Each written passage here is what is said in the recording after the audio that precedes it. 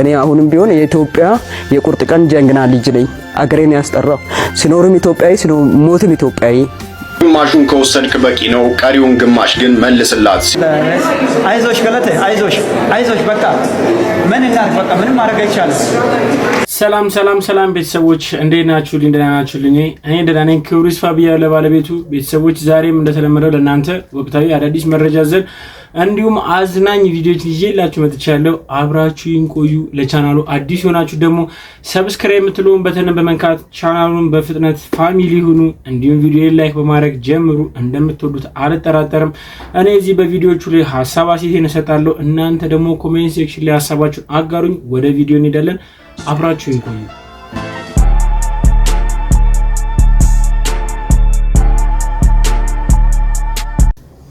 እዚህ ቸርች መጣውና ዛሬ ሳምንት የባንክ ቤት ቡክ ይዤ መጣው።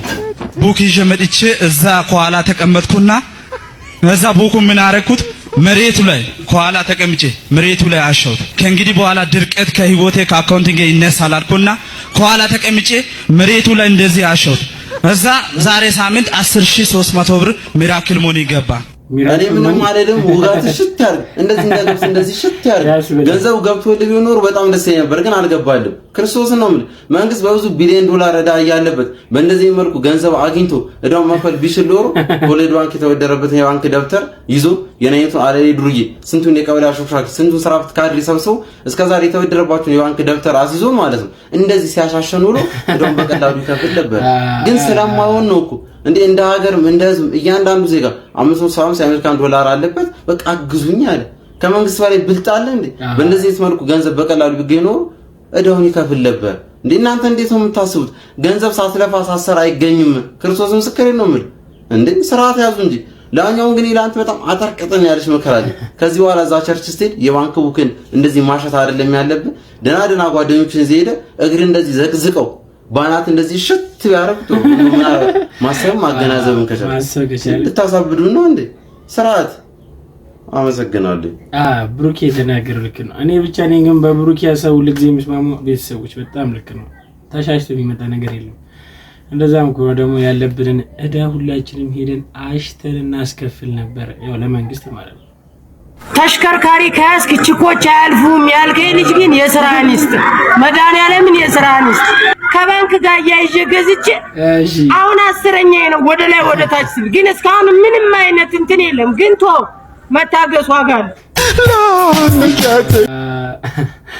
የትኛው ተሽከርካሪ ነው ቁም ነገሩ? ያ ተሽከርካሪ ገዝታችሁ ያላችሁት ነፍሳችሁ አይማርም። የምር በጣም ካልሻሽ ይቀናኛል። በጣም ቆይ ኧረ እዚህ ድረስ መጥቼ ሻይ ቡና ሳልል አሬ ፍቅራንድ ከተፈጠረ በኋላ የምጸጽተኝ ነገር ማድረግ ስለማልፈልግ ነው። ደርስበታለን። እሺ እንዴ የሚጸጽተኝ ነገር? እኔ እኮ በጣም ነው ማፈቅርሽ። የምር እኔና አንቺን እኮ ሞት ብቻ ነው የሚለየን። ሞት ብቻ ማለት ነው። ሞት ብቻ። አበቃሽ። ጨለማሽሮ ብርሃን በሞላ 30 ደቂቃ አልኪ ነበር የሚፍቅር ሄሎ እደውልልሃለሁ። እሺ በቃ እደውልልሃለሁ። እሺ ምን ነው ፍቅር ሰላም አይደለም እንዴ? በቃ የኔና አንቺ ነገር እዚህ ጋር ማብቃት አለበት። ምን ማለት ነው? አሁን ከደቂቆች በፊት ሞት ነው የሚለየን ስለኛል ነበር እንዴ? እኮ ሞት እላይ ሰፈር ጋሻ በራ ሞቱ። የማን ሞት እንደሆነ አልተነጋገርንማ። አረዳሽ አረ ወገን አረ ወዴት እየሄድን ነው? የማን ሞት እንደሆነ አልተነጋገርንም። አጣፈጠች እቺ የምገረም ምክንያት ለወንዶች በተለይ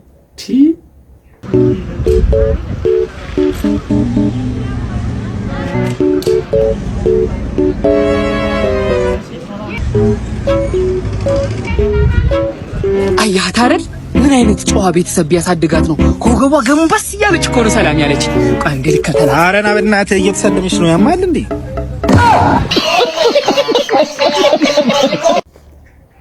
ይቅርታ የጫማ ስንት? 40,000 ብር። ከለር አለ ብርቱካናማ። ኧረ ተስማምታለች። ከለር መለጠች እኮ። ጥቁር ነበር እየፈለኩኝ ነበርውና አይ ከጥቁርም ከዚህም ለየት ያለ ከለር አላችሁ።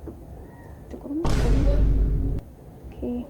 አይ ስፈልግ የነበረው ሂል ያለው ነጣ የሚልና ትንሽ የሚያበራ ነገር ሚበራ አብሮ አካባቢ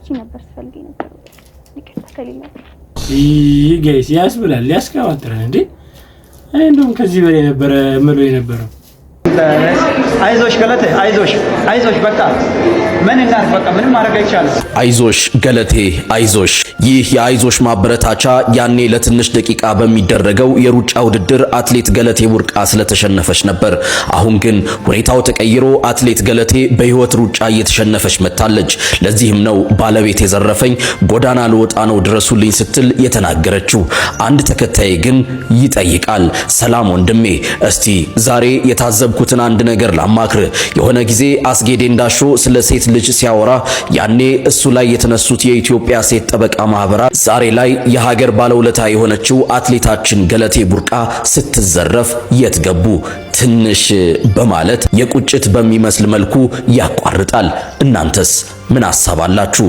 ዛሬን ለነገ እንኑር መልካም ጊዜ እንግዲህ ከሰሞኑ ከሰማናቸው ጉዳዮች መካከል አንደኛው የአትሌት ገለቴ ጉዳይ ነው ይህ ጉዳይ በብዙ ሶሻል ሚዲያዎች ላይ ሰዎች መነጋገሪያ አድርገው እንደረስ ይተከሙ ነበር በዚህ ጉዳይ ላይ ደግሞ የበለጠ ሰይፉ ላይ ቀርባ እሷ ራሷ መግለጫ ሰጥታ ነበር የደረሰባትን ጉዳይ የደረሰባትንም ችግር ሁላችንም ሰምተናል እንግዲህ ማን ነው ከጎኗ የቆመው ማለትም ንብረቷን የሚያስመልስላት አካል ማን ነው ብሎ ብዙዎች እየጠየቁ ይገኛሉ እስቲ አንዱ ላይ ቪዲዮችን እንመልከት እኔ አሁንም ቢሆን የኢትዮጵያ የቁርጥ ቀን ጀግና ልጅ ነኝ አገሬን ያስጠራው ሲኖርም ኢትዮጵያዊ ሲሞትም ኢትዮጵያዊ ነው ብዬ የሚጠራው ራሴን ከሀገር እንዲጠፋ ነው ይሄ ሁሉ እየተደረገብኝ በደል ማለት ነው እኔ አልጠፋም አገሬን ባንዲራ ለብሼ አገሬን አገልግያለሁ አገሬን ነው የሚሞተው ዛሬ ወደ ሚዲያ የመጣበት አጋጣሚ ቢኖር ህዝቤ ለምን ጠፋች ለምደው ህዝቤ እንዲሰሙኝ ህዝብ ማለት መንግስት ነው መንግስት ማለት ህዝብ ነው ፍትህ እንዲሰጡኝ ፈልጋለሁ እንደገና በሁለተኛ ደረጃ ደግሞ ጠቅላይ ሚኒስትር ዶክተር አብይ አህመድ በዚህ ሚዲያ እንደሚሰሙኝ ተስፋ አደርጋለሁ በእውነት እየሰሩ ያለው እሳቸው ናቸውና ይሄንን እውነት አይቶ ጎዳናም ትውጣች ልጅ ካሉኝ መልስ እንዲነግሩኝ አያቶጣም ካሉኝ መልስ እንዲነግሩኝ ፈልጋለሁ ምክንያቱም አንድ ሰው አገር አገልግሎ ይሄን ሁሉ አፍርቶ በቅንነት በገዛው ባል ታክዶ እንደገናም ንብረቱ ይሄን ሁሉ በልቼ ጨርሻለሁ በፍርድ ቤት ስል እንግዲህ 4 መኪና 10 ቤት ተበልቶ ያልቃል ካለ ፍርዱን ለኢትዮጵያ ህዝብና ራሱ መንግስት ተዋለው ግን እኮ ከሰበር በላይ ደግሞ የህገ መንግስት ጉዳዮች አጣሪ አለ ከዚህ በላይ ምንም ማይድ አልችልም እኔ በቃ ምክንያቱም አሁን ባራጅ ሊወጣ ነው ቤቱ ከዚህ በኋላ ላራጅ ወጣ ነው ህግ አጣሪም ቢባል ምንም በቃ እኔ ተስፋ የለኝም እንግዲህ አትሌት የተናገራችሁን እንግዲህ ቤተሰቦች አትሌቷ ሰይፉ ላይ ቀርባ የተናገረችውን ሰምታችኋል ያላትን ንብረትን ያውም 10 ቤት እንዲሁም ደግሞ 4 መኪና በጋራ አፍርቶት ከነበሩ 11 ቤትና 5 መኪኖች መካከል 4 መኪናና 10 ቤቱን እንዳለ እሱ ከሷሊ ወስዶ ነጥቆ እንግዲህ በግሉ አርጎ እንዲሁም በሐራጅ ወጥቶ ለሽያጭ ቀርበዋል ይሄንን ስንሰማ በጣም ያሳዝናል በዚህ ጉዳይ ነበር ክሱ የተጀመረው ቤተሰቦች እንግዲህ አትሌቷ የደረሰው ጉዳይ እንደ ሀገር ሁላችንም ይመለከተናል ምክንያቱም እቺ አትሌት በአለም የሀገርን ስምን ያስጠራች እንዲሁም በአለም ላይ እንግዲህ የሀገራችንን ባንዲራ ከፍ አርጋ ያውለበለበች አንዲት ጀግና አትሌት ነች ስለዚህ በዚች ልጅ ጉዳይ ላይ አይመለከተኝም የሚል ምንም አካል የለም ምናልባት በዚህ ጉዳይ ላይ የሚመለከታቸው አካሎች ያቅማቸውን እንዲተባበሯት ወይም ደግሞ ያቅማቸውን ሊረዷት ይገባል ብዬ እዚህ ጋር እንደ ሐሳብ ጣላረጋለሁ እናንተስ በዚህ ጉዳይ ላይ ምንድነው ሐሳባችሁ ኮሜንት ሴክሽን ላይ አጋሩኝ የአትሌቷ ባለቤት ይህ ግለሰብ ነው የዓለም አትሌቲክስ ዘገባ እንደሚያመላክተው አትሌት ገለቴ ቡርቃ ገና በልጅነት እድሜዋ ነበር ባለቤቷን ያገባችው ይህ ጋብቻ ገለቴ በትጋት ሰርታ የምታመጣውን ገንዘብ ሙሉ ለሙሉ ባሏ እጅ እንዲገባ አስችሎታል ነው የሚለው ዘገባው ገና ልጅ እያለች ገንዘቧን ህይወቷን የሰጠችው ባሏ አሁን ላይ እሱ በሷ ገንዘብ እና ንብረት በሰላም እየኖረ ገለቴ ግን በሰቀቀን እንድትኖር አድርጓታል ከዚህ ጀርባ በፍርድ ቤቱ ጉዳይ ትልቅ ሰው ለሱ ብቻ የሚያግዝ ሰው እንዳለ ጉርሻ አስነብቧል እንዲሁም ገለቴ ባለቤቷ ሙሉ በሙሉ አምናው ባለቤቴ ህይወቴ ነው ብላ ብዙ ነገር ብትሆንለትም ሰውየው ግን ገለቴ ልቧን ለዘመናት እንደሰበረው ምንጮች አረጋግጠዋል። ብዙዎች በዚህ ሰዓት ለገለቴ ፍትህን እየጠየቁ ይገኛሉ። እንግዲህ ቤተሰቦች ቪዲዮን እንደተመለከታችሁት ነው። በቪዲዮ ላይ እንደተመለከትነው ይመስል እንግዲህ የባለቤቷ ነው። ባለቤቷ ማለት እስካሁን ድረስ ይሄ ሁላ በደል ይሄ ሁላ ግፍ እንዲሁም ደግሞ ይሄን የሚያክል ትልቅ ክህደትን ያደረሰባት ይህ ነው በምስሉ ላይ የምንመለከተው። ቤተሰቦች እንግዲህ አትሌቷ ያቅሟን ጥራ ንብረቷን ለማዳን ብትሞክርም ግን ከአቅሟ በላይ ሆኖባት እንግዲህ ንብረቷን ማትረፍ ንብረቷን ማዳን አልቻለችም። ቤተሰቦች እንግዲህ የአርቲስቷም ተማጽኖ እንግዲህ ከግለሰቦች አልፎ መንግስትን እስከመማጸን ደርሳለች። እንግዲህ ክቡር ጠቅላይ ሚኒስትር ዶክተር አብይንም እባክዎትን እርዱኝ ብላ ጠይቃለች። በተመሳሳይ ከዚህ በፊት ሌላ አትሌት ላይም እንደዚህ አይነት ተመሳሳይ በደል የደረሰባት አለ። እስቲ እሷን እናስታውሳት። ግማሹን ከወሰድክ በቂ ነው፣ ቀሪውን ግማሽ ግን መልስላት ሲሉ አቶ መለስ ዜናዊ ተናግረው ነበር። ጀግናው አትሌት ደራርቱ ቱሉ ከቀድሞ ባሏ የፍቺው ዝግብ ጋር ተያይዞ የቀድሞ ባሏ ንብረቷን በሙሉ ወስዶ ባዶ አስቀራት። ደራርቱም ችግር ላይ ወደቀች። ደራርቱ ግን መለስ ዜናዊን ድረስልኝ አላለችም። መለስ ግን ስለ ጉዳዩ ቀድሞ ሰምቶ ነበርና ደወለላት። መለስ ነኝ፣ ቢሮ ፈልግሻለሁ አሁኑ ነው ያላት። የገጠማት ችግር በዝርዝር እንድትነግረውም ጠየቃት። በጨዋነት የምትታወቀው ደራርቱ ግን ባሌ በደለኝ ብላ መናገር አሳፍሯ ከመናገር ተቆጠበች። ሆኖም መለስ ስለ ጉዳዩ ከሳምንት በፊት እንደሰማና ዝርዝሩን እንድታስረዳው ጠየቃት። የሰማውን እውነት በዝርዝር ደገመችለት። ከዛም ለደራርቱ ባር ተደወለ። መለስ ነኝ፣ ጠቅላይ ሚኒስትር መለስ ዜናዊ ነኝ። ባሏ በድንጋጤ ስልኩን ጣለ። ስልኩ በድጋሚ ተደወለ። መለስ ነኝ፣ ተረጋጋ። ከደራርቱ ጋር ስለገባችሁበት ውዝግብ እንድንነጋገር ፈልጌ ነው። በሰላም ተወያይታችሁ ብትፈቱት ይሻላል። ዞሮ በፍርድ ቤትም 50-50 ስለሚደርሳችሁ ግማሹን ብትመልስላት ጥሩ ነው። ቢሮና እፈልጋለሁ። እንዴት መምጣት እንዳለብህ ሰው ልክልሃለሁ። የደራርቱ ባል አረ ሁሉንም ትውሰድ አሁኑኑ መልስላታለሁ። እኔ እኮ ተናድጄ ስለታጣላም ብዬ እንጂ ብሎ መለሰ። መለስ ዜናዊ አይ በሙሉ አይሆንም፣ ግማሹን ላንተ ይገባል፣ ግማሹን ግን መልስላት። ያላንተ ድጋፍ ይህ አይመጣም ነበር። ለማንኛውም ቢሮና እንወያይበታለን ተባለ። ያለ አንዲት መኪና ሁሉንም ንብረት መለሰልኝ ስትል ደራርቱ ቱሉ ይሄንን ተናግራለች። እንግዲህ ቤተሰቦች ቪዲዮን እንዳያችሁት ነው። አሁን ገለቴ የደረሰው ጉዳይ እንግዲህ ቀደም ብሎ በአትሌት ደራርቱ ቱሉ ላይም በተመሳሳይ ሁኔታ ደርሶባት ነበረ። እንግዲህ የሷን ጉዳይን እንግዲህ መለስ ዜናዊ ይዞት ጉዳዩን በቀላሉ መፍታት ችሏል። እንዲሁም ባለቤቷም የነበረበትን የወሰደባትን ንብረትንም ጭምር ሁሉንም እንዳለ መልሶላት አንድ መኪና ብቻ ከሷ ላይ የወሰደው አንድ ንብረት ብቻ ነች እሷ ብቻ፣ እሱንም ደግሞ በሷ ፈቃደኝነት ጭምር ነው። ቤተሰቦች እንግዲህ ምናልባት አሁንም ገለቴ የመንግስት እርዳታ ያስፈልጋታል ብሎ ብዙዎች እየተነጋገሩበት ይገኛል። እኔም እንዳሰብ የመንግስት እርዳታ ቢደርስላት ጥሩ ነው ብዬ ነው ማስበው። እናንተስ ምን ታስባላችሁ? ኮሜንት ሴክሽን ላይ ሐሳባችሁን አጋሩ። ማርዬ እኔ ምን ግን ያው መጋባቱን አሁን ተጋብተናል፣ ግን ለምሳሌ አሁን ማለት ነው እኔ እናንተ ብንለይ ብንፋታ ሶፋው ማን ነው የሚወስደው እንዴ? ምን አይነት ጥያቄ ነው ይሄ? ገና በተጋባን በሁለተኛው ቀን ስለፍቺ ነው የምታወሩ? አይ ማለት እኮ መቼም ሶፋውን ለሁለት አንከፍለውም አይደለ? ያው እኔ ነኝ የገዛሁት። ማይሆን ነገር አታወሩ። ለማንኛውም ከፍሪጅ ወተት ላምጣ። ዊ በዛው ልጠይቅህ ብዬ ነበረ። ፍሪጁን ማን እንደገዛው ታውቃለህ? አሁን እኔ እናት ኢንኬስቱ ነው ብንለያይ ግን አይ በቃ እኔ ወይ ትንሽ ልተኛ። ዊ አልጋውን ሳመጣው ታስታውሳለህ አይደል? እንደው አሁን እናንተ አይሆንብንም እኮ ለማወቅ ያክል ነው፣ ሌላም ነገር አይደለም። ግን ብንለያይ ማለት ነው አልጋው ማን ነው የሚወስደው? መቼም ለሁለት አንከፍለው። ቆይ አልገባኝም። እኔ ለምሳሌ አሁን ሆቴሎች አሉኝ፣ መኪኖች አሉኝ። ቆይ እኔና አንቺ አሁን ብንለያይ ብንፋታ የማን ነው የሚሆኑት? ያው ባልና ሚስቶች አይደለን? አብረን አይደል ያፈራ ነው የጋራ ነው። ቦለቀን የኔ ነው ያንተም የኔ ነው፣ የኔ ነው ያንተም የኔ ነው። እንግዲህ ይቺ ነገር እንዴት ነች? እቺ የምትመስለው ለንብረት የተመሰረተች ትዳር ነች መሰለኝ። ለማንኛውም ከእንደዚህ አይነት ትዳር የሰውራችሁ ቤተሰቦች። ሁላችንም የዚህ ግለሰብ ቪዲዮን ተመልክተናል ብዬ አስባለሁ። ሆኖም ግን ምን ሆኖ ነው እንደዚህ አይነት ተግባር የሚያደርገው ከማለት ይልቅ በሌላ መንገድ ብዙዎቻችን ተረድተናል ብዬ አስባለሁ። ራሱን በገዛ እግሩ አንዴ በቀኝ አንዴ በግራ አንዴ ከኋላ አንዴ ከፊት እየመታ ሲጥል ተመልክተን ምን ሆኖ ነው ይህ ሰውዬ እንደዚህ አይነት ተግባር የሚያደርገው ያሟል እንዴ ከማለት ይልቅ ሁላችንም በሚባል መልኩ ራሳችን የተመለከትንበትና የሆነ ነገር ኦብዘርቭ ያደረግንበት ቪዲዮ ነው ብዬ አስባለሁ። ሁሉም ሰው የራሱ የሆነ ትርጓሜና የራሱ የሆነ መልእክት ሊያገኝ ይችላል ከዚህ ውስጥ። ነገር ግን እናንተ በመልኩ ተረዳችሁት? ምንስ ኦብዘርቭ አረጋችሁ? ምን ተመለከታችሁ? ምን አያችሁ? የሚለውን እንግዲህ ጥቂቱን ማለት መናገር የምትችሉትን በኮመንት አሳውቁ። እኔ ያየሁትን አይቻለሁ። መልካም ቀን ይሁንላችሁ። ሐሳባችሁን አሳውቁ። እንግዲህ እኔ ቤተሰቦች እንደራሴ ከዚህ ቪዲዮ ያሰብኩት ምንድነው የአብዛኛው ውድቀቶቻችን መንስኤ እኛው ራሳችንን አብዛኛውን ጊዜ ምክንያቱም ራሳችን በራሳችን ለራሳችን ህይወት ችግር ነን። በብዛት ብዙ ሰዎች እንግዲህ ሊቀበሉት ሊረዱት የማይችሉ ነገር ይሄ ነው። ምክንያቱም የውድቀታችን መንስኤ ምንም ነገር አይደለም፣ ሰዎችም አይደሉም፣ ግለሰቦችም አይደሉም፣ መንግስትም አይደለም፣ ሃይማኖታችንም ጭምር አይደለም፣ ራሳችን ነው። የራሳችን አመለካከት የራሳችን መውደቂያንም በቀላሉ ያዘጋጅልናል። እኔ የተረዳሁት ይሄ ነው። እናንተስ ምን ተረዳችሁ? ኮሜንት ሴክሽን ላይ አጋሩኝ እስቲ ቤተሰቦች።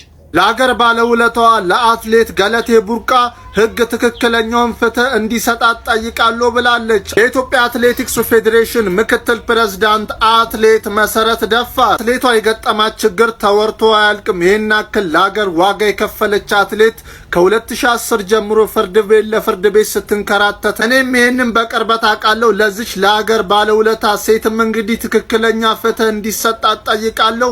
መንግስትም ይህንን ነገር ትኩረት ሊሰጠው ይገባል ብላለች። የኢትዮጵያ አትሌቲክስ ፌዴሬሽን ምክትል ፕሬዝዳንት አትሌት መሰረት ደፋር በዛሬው ዕለት የተናገረችው እንግዲህ አትሌት መሰረት ደፋርም ከጎኗ ቀድማ እንግዲህ የኢትዮጵያ መንግስት እንዲሁም ደግሞ የፍትህ አካላት ለዚች ለሀገር መስዋዕትነት ለከፈለች አትሌት ሊደርሱላት ይገባሉ፣ እኔም ከጎኗ ነው የምቆመው ብላ ይህን ጥያቄ እንግዲህ ለመንግስት ጥሪ አቅርባለች። ቤተሰቦች ብዙዎቻችን ከዚች አትሌት ጎን ልንቆም ይገባል። ምክንያቱም ለሀገር ባለውለታ ነች። እንዲሁም ደግሞ የሀገራችንን ሰንደቅ ዓላማም በዓለም ፊት ያውለበለበች አንዷ ጀግና አትሌታችን ነች። ስለዚህ ከጎኗ ልንቆም ይገባል ብዬ እንዳሰባስባለሁ። እንግዲህ ቤተሰቦች ለዛሬ ይዤላችሁ የመጣችሁ ቪዲዮዎች እኚህን ይመስላሉ። እስካሁን ድረስ አብራችሁን ስለቆያችሁ አመሰግናለሁ። ቤተሰቦች እንግዲህ አንድ ነገር ላስተውሳችሁ፣ ለቻናሉ አዲስ የሆናችሁት ሰብስክራይብ አድርጋችሁ ቻናሉን ፋሚሊ መሆን እንዳትረሱ። በተጨማሪም ቪዲዮን ላይክ አድርጋችሁ እንደጀመራችሁ ወይም ደግሞ አሁንም ላይክ እንደምታደርጉልኝ ተስፋ አደርጋለሁ። ምክንያቱም እንደምትወዷችሁ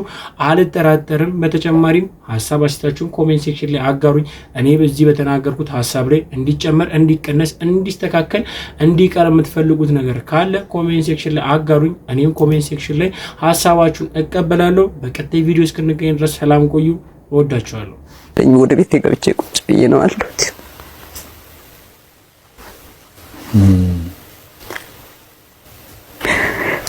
አንቺ በሩጫ ህይወት ያትፈራሽው ንብረት ነው? ንብረት በሙሉ አጠቃላይ ስንት ቤት ነበር የገዛሽ? 11 ቤት 5 መኪና 11 ቤት 5 መኪና ያፈራሽው ሀብት ነበር? አዎ። ከዛ ውጪ ከባንክ ቤት ውስጥ ያለው ገንዘብ በቃ ምን ልበል እንዴ ይሄ ሁሉ ሁሉም ነገር በውክልና በባለቤት ስም ነው። በቃ እሱ ጋር በቃ እንዲያስተዳድር ውክልና ተሰጥቶታል፣ ተቀብሎኛል። ከዛ የሚኖርበት ቤት ብቻ ነው ያለው። ኢቭን መንግስት ሽልማት ሰጥቶኛል ብያለሁ። ገርጂ መብራት ኃይል አሁን እሷ እንድትኖር ያመጣሁት ማለት ነው።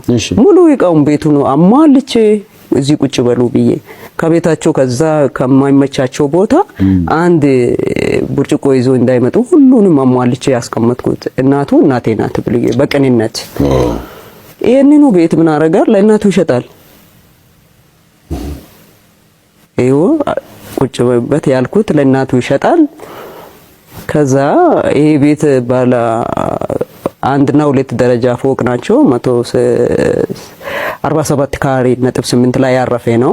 መንግስት ነው ሽልማት ሰጠነው። የቀድሞ ጠቅላይ ሚኒስትር መለስ ዜናዊ ለአትሌት በሙሉ ሄልሲንኪ ዓለም ዋንጫ ተወዳድረን ስንመጣ ለሁላችንም ሁሉም አትሌት ኢቭን እና ቀነኒሳ ሳይቀሩ ነው የተሰጠን 1997 ማለት ነው። እሺ ይሄንኑ በቃ ቁጭ በሉበት ብዬ ሁሉ ነገር አስተካክዬ ጨርሼ ቁጭ አረኩበት። ይሄንኑ ለእናቱ በ200 ሺህ ብር ይሸጣላችኋል።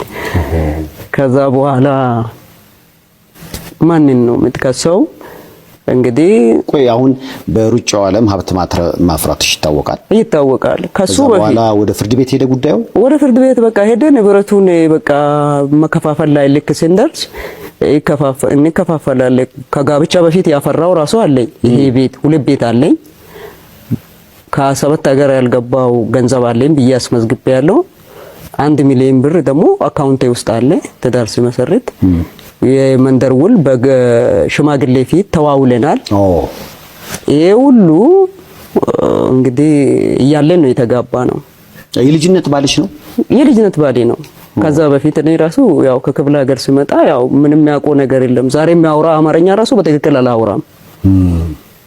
አማርኛውን በትክክል አላነብም አልጽፍም ነበርኩ። እዚህ ከመጣ በኋላ ነው ራሴን አስተምሬ ሁሉም ማድረግ የቻልኩት፣ ማንበብም መጻፍም መናገርም የቻልኩት። እኮ በዚህ ውጭ ህይወትሽ አጠቃላይ ሰራሁት ወይም አገኘሁት የምትይው ሀብት ምን ያህል ይገመታል? ያገኘው የምለው ሀብት እንግዲህ በልጅነት ያፈራው ሁሉ እንደ ጓደኞቼ ሁሉ ዛሬ ፎቅ ሰርቼ ለራሴ አይደለም ለአገሬ ህዝብ ተርፋለሁ ያልኩትን ኦልሬዲ ከጄ አጥቼዋለሁ። ምን ያህል ይገመታል እሱ? ይሄንን እንግዲህ ግምቱ 11 ቤት 5 መኪና ከባንክ ቤት ውስጥ የወጣው ገንዘብ ግምቱን ላንተ ልተው ከባድ ነው። ይሄ ማለት እንደ ጓደኞቼ ፎቅ አቁሜ እንግዲህ ዛሬ ለራሴም ለአገርም የሚተርፍበት አጋጣሚ ነበር።